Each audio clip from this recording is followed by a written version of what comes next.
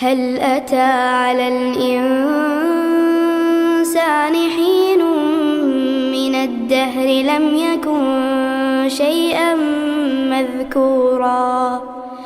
إنا خلقنا الإنسان من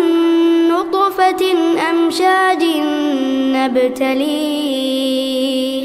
فجعلناه سميعا بصيرا إنا هديناه السبيل إما شاكرا وإما كفورا إنا أعتدنا للكافرين سلاسل وأغلالا وسعيرا إن الأبرار يشربون من كأس كان مزاجها كافورا عينا يشرب بها عباد الله يفجرونها تفجيرا يوفون بالنذر ويخافون يوما كان شره مستطيرا ويطعمون الطعام على حبه مسكينا ويتيما وأسيرا إنما نطعمكم لوجه الله لا نريد منكم جزاء ولا شكورا إنا نخاف من ربنا يوما عبوسا قمطريرا فوقاهم الله شر ذلك اليوم ولقاهم نضرة وسرورا وجزاهم بما صبروا جنة وحريرا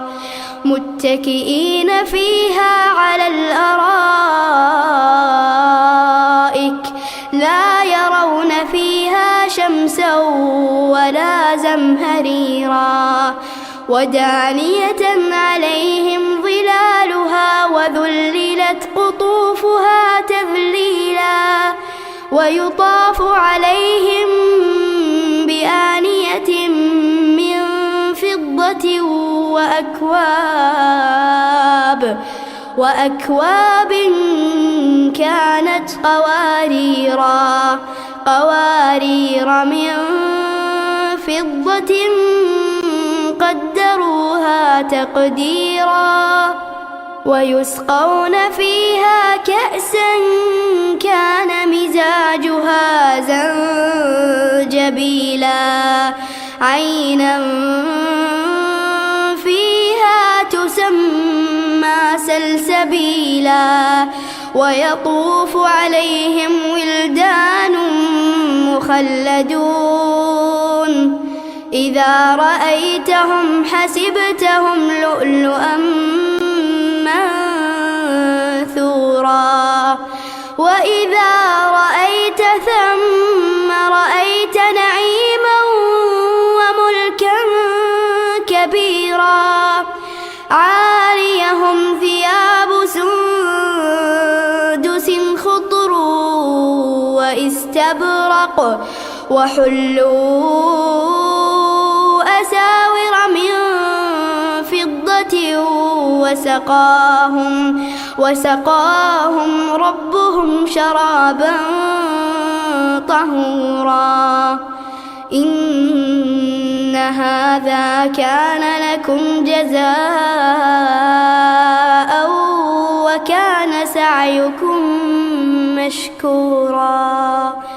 إنا نحن نزلنا عليك القرآن تنزيلا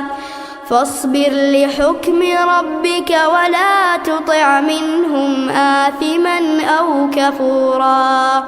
واذكر اسم ربك بكرة وأصيلا ومن الليل فاسجد له وسبحه ليلا طويلا إن هؤلاء يحبون العاجلة ويذرون وراءهم يوما ثقيلا نحن خلقناهم وشددنا أسرهم وإذا شئنا بدلنا أمثالهم تبديلا إن هذه تذكرة فمن شاء اتخذ إلى ربه سبيلا وما تشاءون إلا أن يشاء الله إن الله كان عليما حكيما يدخل من يشاء في رحمته